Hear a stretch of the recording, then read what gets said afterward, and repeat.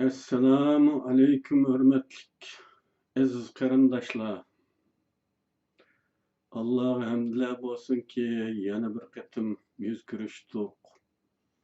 Yana bir temada so'zlashga nasib bo'ldi.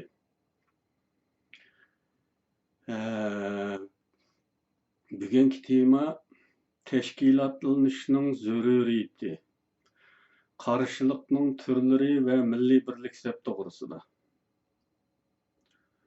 Bir qarindoshimiz teşkilat ve teşkilatlanish masalasi haqida savol so'ragan. Şimdi men bu mavzuda balkim bu savolning javobi chiqib qolar. Agar qanoatlanmasa yana so'rasi bo'ladi. Yana bir gap, ba'zilaringlar uchun men notanish bo'lg'achqa go'yo eski tomdan hushu chiqqandek tuyuqsizlik paydo bo'lgan birisi bo'lib tuyulib ketib qolgan bo'lishi mumkin. Kimli kimga qiziqyapsizlar, bir-biringlardan surishti qilyapsizlar. Yüzemdimmi so'rag'uninglar bo'ldi, ammo hozir tarjimal so'zlashga vaqt yo'q. Rus saytning she'ri bo'ladigan Rozgadayning dehqonni oldiga selib oldi ish degan. Shuningga o'xshash meni oldiga selib olgan temalarni tugatsam deydigan gap topolmagan bir kunisi tarjimalimni sizlar bilan o'rtoqlashaman. Hozircha sabr qilgaysizlar. Tema tashkilotlanishning zaruriyati, qarshilikning turlari va milliy birlik sab to'g'risida.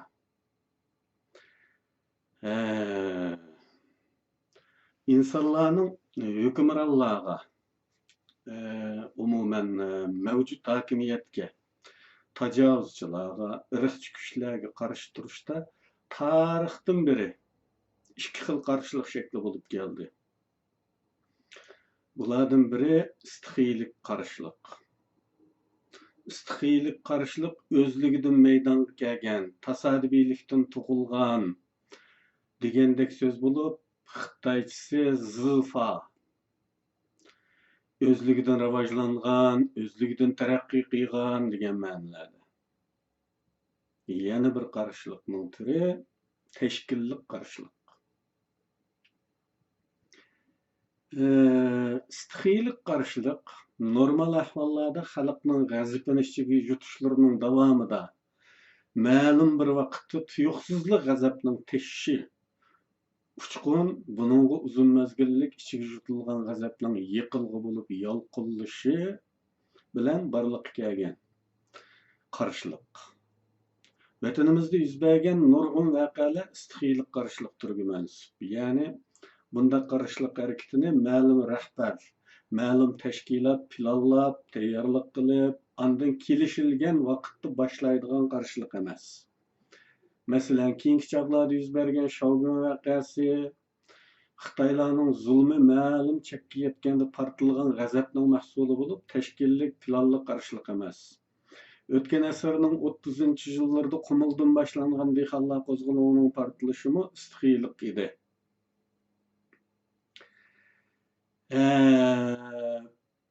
Hatta ular ta Xo'janiyaz Pavanni o'zlariga bosh qilib tayinlaganga qadarmi istixiylik qarshilik xarakterida bo'ldi.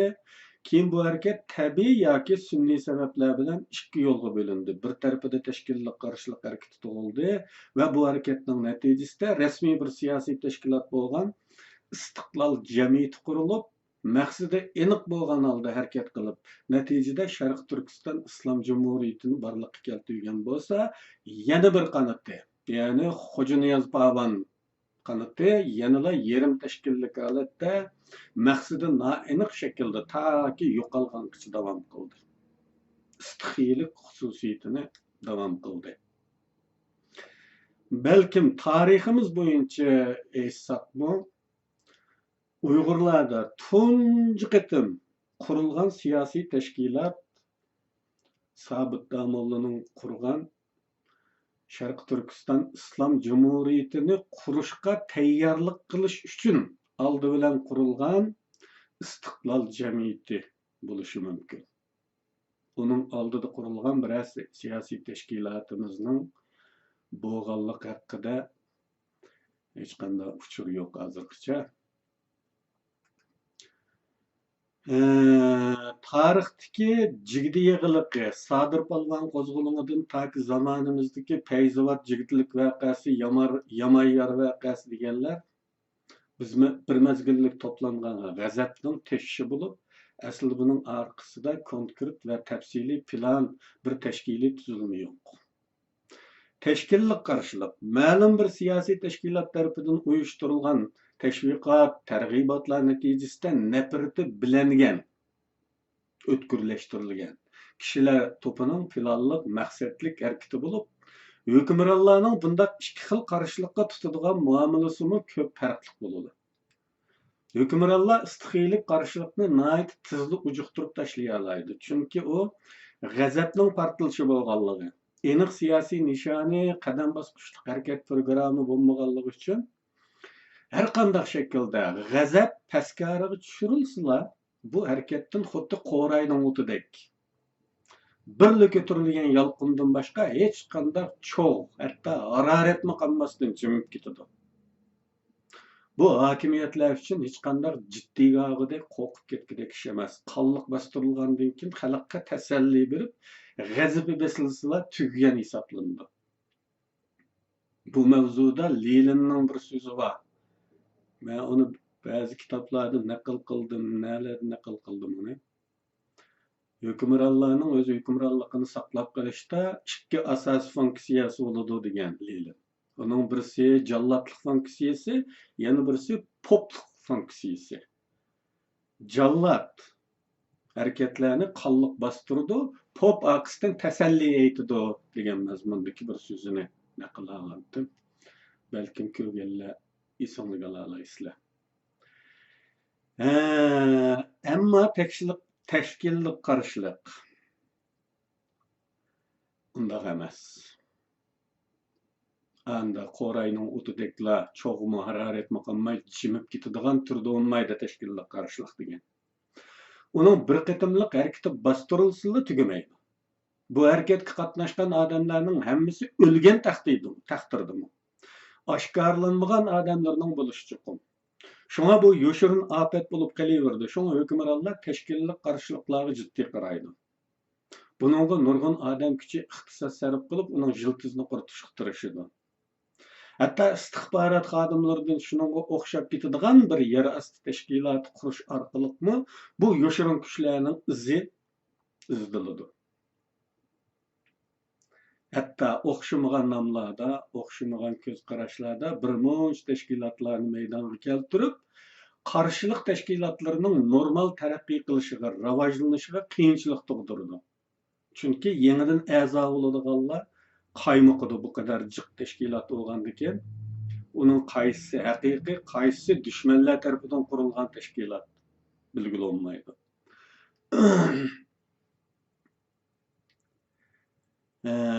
Bu tashkilotlar orqali bu dushmanlar o'zi, ya'ni hukumat, mavjud hokimiyat o'zi qurgan tashkilotlar orqali qarshilik qiluvchilarning o'zini oshkorlashini qo'lga keltirishga tirishadi.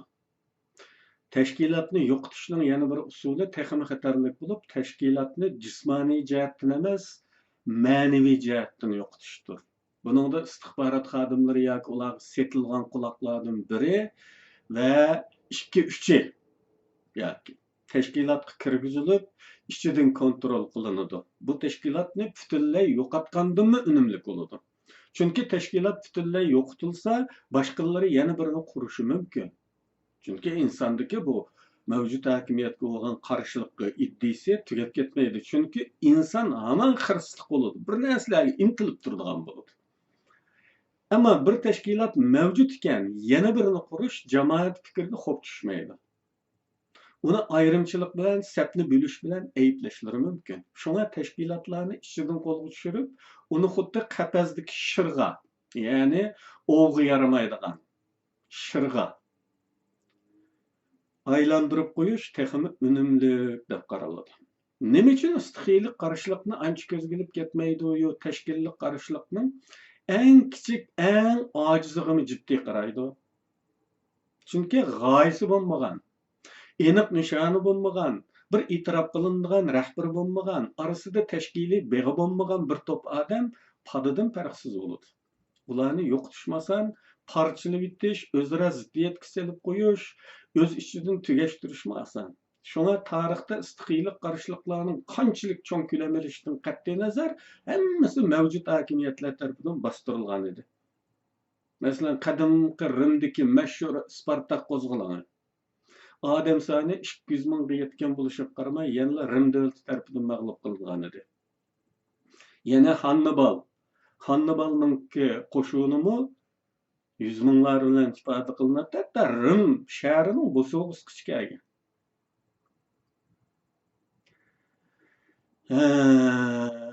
Rim shahrini iskanjiga olgan. Rim hokimiyati Rim shahrining ichiga qamalib, aşa holatga yetgan bo'lishiga qaramay, oxirida o'zlarini ichinishlik mag'lub bo'ldi. Xitoylarning Taytong-Tiango qo'zg'oloni odatda poytaxtdan boshqa butun imperiya zaminiga yayilgan. Oxirida yana bostirildi. Farq shu yerdaki, bir qatimli g'azabdan tug'ilgan qarshilikqa ishtirok qiluvchilarning o'rtaq nishoni yo'q. Niyat birligi yo'q. Parchalanishga moyillik cho'ng. Ondan qatnashib kelishlarining bir tasodifiylik bo'lishi tufayli g'azabi besilgandan keyin aqli uningga qo'rqinchli oqibatlardan bishorat berib, uni yaltaytishga boshlaydi. Shaytonning keyniga chirib, axaqning bakadim, mening qitilib qoptim, hamda bu üzem pishkal topdim deydigan bir vasvasa. Shaxsiy manfaatdorlik, oila, omillarning hammasi bu topdan jimmadilla ayrilib, singanlarni yeyishga undashga boshlaydi. Shunga istixiylik qarashliq oqisida jiltizi qoladigan, ishonch qilg'ili bo'ladigan bir ish emas.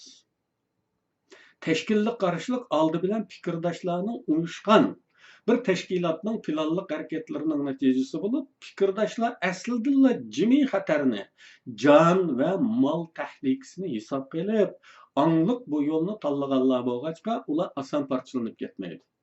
Mag'lubiyatlardan ro'y tutsimi, ammo bir tashkiloti bo'lganligi uchun, tashkilotning adaqi g'oyasi uchun qasam berib ketilganlar bo'lish alohidaligiga ko'ra, darhol yorunlarni amlab, yangi hamla uchun o'zini hozirlashga boshlaydi. Mag'lubiyatning sabablarini muzokara qilib, saboqlarni yakunlaydi. Buning bilan keyingi harakati bir qadam pishqan harakat bo'lishi mumkin. Bu harakatga qatnashib ro'y tushgan, harigan, zerikkan, ammo tashkilot tarafidan qayta rag'batlantirilib, mag'lubiyatning sabablari aqlga muvofiq tushuntiriladi. Adaqi g'oyaning to'g'riligi faqat harakat usulidagi xato tufayli mag'lubiyatning yuz berganligi talqin qilindi. 100 qatim mag'lub bo'lgan taqdirdami, yanada g'oyaning to'g'riligi takror talqin qilinib, uningdan voz kechishga yo'l qo'yilmaydi. Aman davom qilishga fidoyi bo'ladigan fidoyilar tepiladi. Shunga tashkillovchilar, tashkilot intayin muhim bo'lib, bu hukmronlar uchun jiltizni quritmoq qiyin bo'lgan bir balo-qazo manbasidir. Bizning qarashliq harakatlarimizni tahlil qiladigan bo'lsakmi, Xitoylar agash kuchisi bo'lmagan, katta odamlardanmi bek, agash kuchilari bo'lgan odatlik odamni texmi jiddiy masala hisoblaydi. Voqealarning tashkillik bo'lish ehtimolligi eng qattiq surishti qilinadi. Hatto Xitoylar bir voqeaning istixiylik qarashliq ekanligiga o'z ichida qanoat keltirib turibmi, yana bu harakatlarni planliq, tashkillik elib berilgan aksini qilib harakat deb jazolaydi. Bundaq tashkilotlanishga qarta sezgurlik eshib ketish darajasidagi benormal inkas qaytarishlar, oshirib jazolashlar natijasida xalqimiz ichida tashkilotlanishdan qo'rqish, tashkilot deganga qatnashishdan qo'rqish psixikasi shakllandi. Bu holni men chet el hayotimda erkin dunyo muhitida uchratdim. Chet ellarda tashkilot o'xshashli nihoyatda muhim bo'lib, har qanday unumli ko'ringan yakka harakatlardan bak tashkilotlarga ko'z tikiladi. Bo'libmi tashkilotning nishoni aniq, g'oyasi bak ro'shan va u xalqning orzusini aks ettirgan bo'lsa, dushman uningdan bekroq qo'rqadi. Bu teşkilatning qanchalik ojiz bo'lishidan qat'iy nazar, qanchalik kog'i yaramaydigan darajada bo'lishidan qat'iy nazar qo'rqadi. Chunki u kog'i yaramaslik vaqt masalasi. Bir kunlari u kog'i yaraydigan bo'lib qoladi degan andisha bo'ladi. Düşman hakimiyet teşkilatlarga adam sokundirishga mümkün kadar kontrollikka elib olishga tirishadi. Agar bir davlat aloqa o'rnatmoqchi bo'lsa, ya'ni bu vatan sirtidagi tashkilotlar to'g'risida ketyotidi. Ma'lum bir davlat aloqa o'rnatmoqchi bo'lsa, har qancha avora vaziyatda bo'lishiga qaramay, yanada tashkilotni izlaydi. Tashkilotlanishning muhimligini taraqqiy qilgan millatlar xuddi boshqa taraqqiyotlari bizdan ko'p ilgari ketgandek, ko'p zamonlar ilgaridan bayqagan bo'lg'achqa, mayli chet el hukumatlari yoki Xitoy hukumati bo'lsin, bizning tashkilotlarimizga jiddiy qaraydi. Düşman hukumat bu tashkilotning saposi tufayli uni ko'zgilmay tashlab o'tishdek yeniklikni hargiz qilmaydi. Har zaman diqqat tutadi. Shunlashqa bizdek istixborot savodi noldan tuban bo'lgan millatlarning qarshilik harakatlarida bir teşkilatga toplanish, bir mum atrofiga toplanish degandek ko'rinishi go'zal, anglamoqqa birlikdan iborat jalbkor sifatini namoyon qilib turadigan shuarlarning sehriga berilmak intayin xatarlikdir. Ya'ni birli tashkilotga to'planib olish top yetkin o'lim demakdir. Chunki bundaq bir tashkilotga dushman ayg'oqchilarining bo'lmasligi, so'qinib olmasligi mumkin emas. Agar bu bir tashkilot kontrol qilib olinsa, butun harakatimiz sirtmoqqa tushgan bo'ladi. Men buni yaqinda Uyg'ur Nidasi radiosida bu savol so'ralgan, shu yerda dedim buni. Şuna her qachon alternativ tashkilotlarning bo'lishi, tashkilotlar ara normal xizmat raqobatining bo'lishi zarur. Bu dushmanning ichidan buzishlari, başdaki adamlarni setib olish usullari bilan kontrol qilinmaydigan qiyinchilik tug'dirdi. Birini setib olsa, yana biri paydo bo'laveradi. Bu yerga kelgan ekanmiz, bir oz mavzudan chiqqandek bo'lsammi, teşkilatlarning tarkibi yoki umumiy milliy birlik safining tarkibi haqida azroq so'zlab o'tay. Bu mavzuda bundan 19 yoki 20 yil avval yozilgan majmuaning birinchi kitobida to'xtalgan ba'zi mavzular bor. Lekin bugun yana buni takrorlashga majbur bo'lishimdagi sabab shuki, oradan 19 yil o'tgan bo'lishiga qaramay hech qanday tajriba sabab qabul qilinmagan, hech qanday siyosiy va davlatchilik eni nuqtalarida ilgirlash bo'lmagan. Yana shu zamonda jar solingan mutaassib qarashlar shu bo'yicha davom qilayotgan ahvollar bilan yuzlashyapmiz. Shunga takrorlashga majbur bo'ldim. Men kechmiş bir nutqimda nishonni birga qisqartish, dushmanni birga qisqartish haqida to'xtalgan edim. Bu model milliy birlik tashkilotlarining tarkibiga aloqador bo'lgan. Ba'zi dindar tashkilotlarning yoki dindar tashkilotchilarning ommani jalb qilishdagi prinsiplari intayin tor bo'lib, namoz o'qimaydi.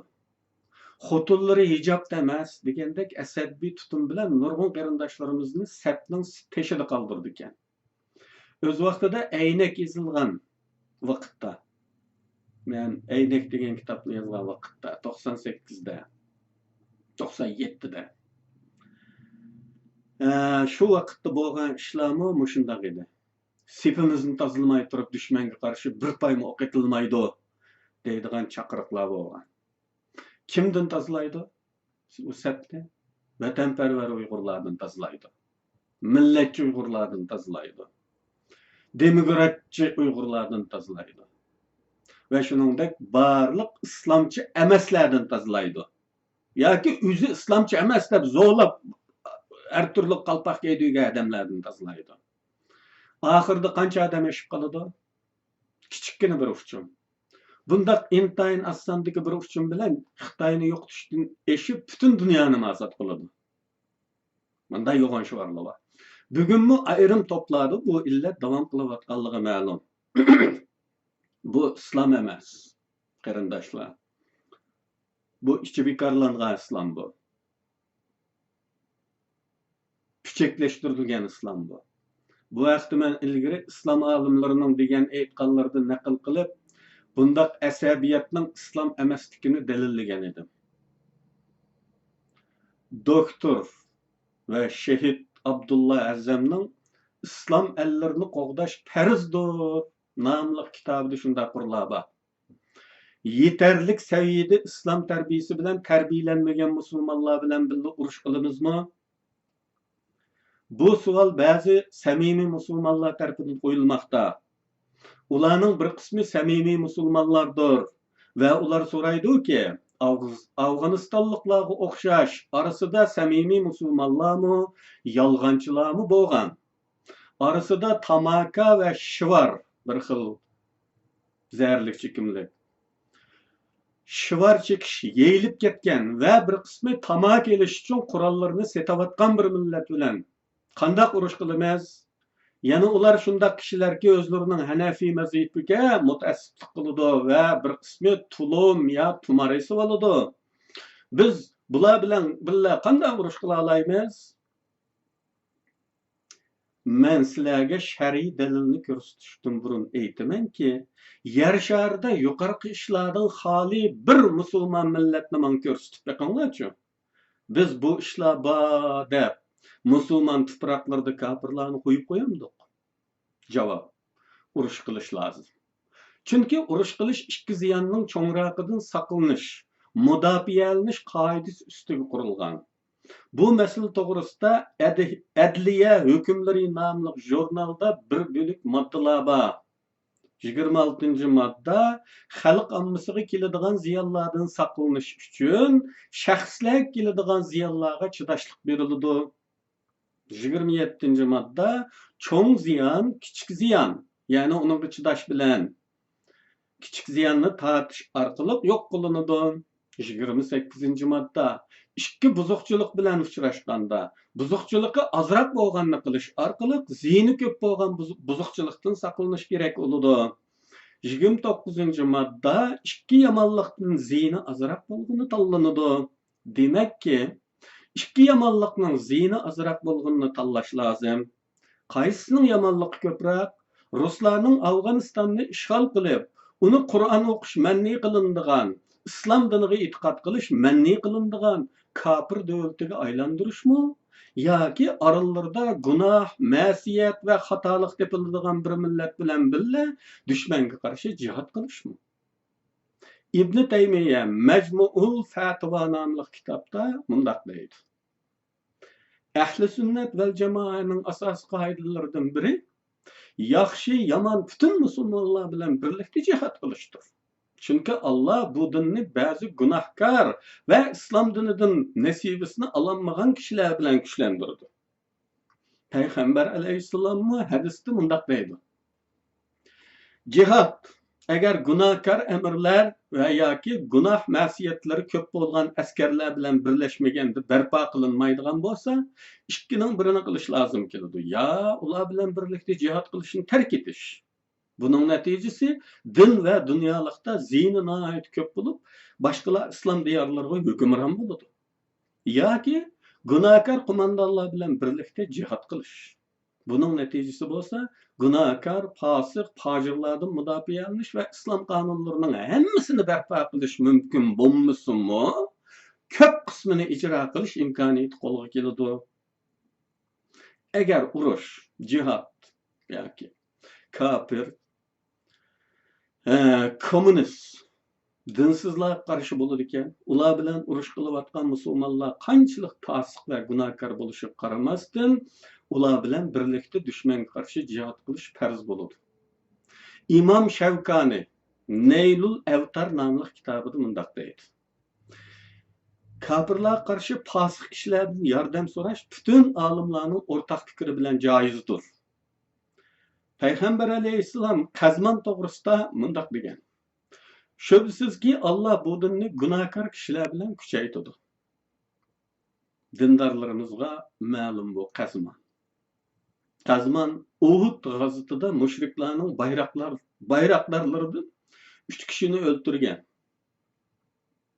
sahobalardan biri. Bu naqllarning ashayatda oyoqlashdi. Abdullah Azzam, doktor Abdullah Azzamning kitobidan ilingan naqllar ayoqlashdi. Demek biz bu yerde cihat yoki azatlık urushi ustida bo'lmasakmi, bugungi bizning vaziyatimiz urush vaziyatidanmi ig'ir. Birlikka texmi muhtoj bo'lg'achqa o'zimizni har zaman azatlık urushining ruhiy hozirligi ustida deb tunuymiz yoki shundoq tunishimiz kerak. Tashkilotlar, liderlarning qilayotgani ana shu azatlık harakatining iddiviy tayyorligi, tashkiliy tayyorligi, ma'naviy tayyorligi bo'lmaydimi? Agar undaq bo'ladi ekan, Xitoydek zolim, qonxo'r, eng ashaddiy vahshiylar oldida birlik sap bo'lamiz deydi ekanmiz, islomning bu fatvolariga amal qilishimiz kerak. Dunyo siyosiy shaxmatidagi o'yin prinsiplariga amal qilishimiz kerak. Undaq bo'lmasa, harakatning natijasi cho'qim mag'lubiyat bo'ladi. Dushmanga qarshiman degan odamning namozi, ro'zasini so'rg'ulash bizga tushmaydi. Bir odamning gunohiga biz sherik bo'lib qolmaymiz. Uning hisobini qilguvchi Alloh. U o'z tanlashining natijasini o'zi ko'radi. Namoz o'qimaganning jazosini o'zi tortadi. Bizga daxlisi yo'q. Ammo o'rtaq dushmanga qarshi bir odamni sap tashiga ittirib etsak, ziyni bizga bo'ladi. Butun millatimizga bo'ladi. Shunga Xitoyga qarshi nafratilla bo'ladi ekan. Vatan millatiga zarracha muhabbatilla bo'ladi ekan. Milliy birlik safimizning bir a'zosi bo'la oladi. İslamdaki yol ba'zilarning namoyon qilayotganidek unchalar tar emas. Shunlashqa islom qalbini, islom nomini suiiste'mol qilib, bundaq sapni tortisidigan, fatvoni o kadar ko'zkichiklik bilan chiqaradigan odamlardan ehtiyotli bo'laylik. Hammanglarga rahmat qarindoshlar.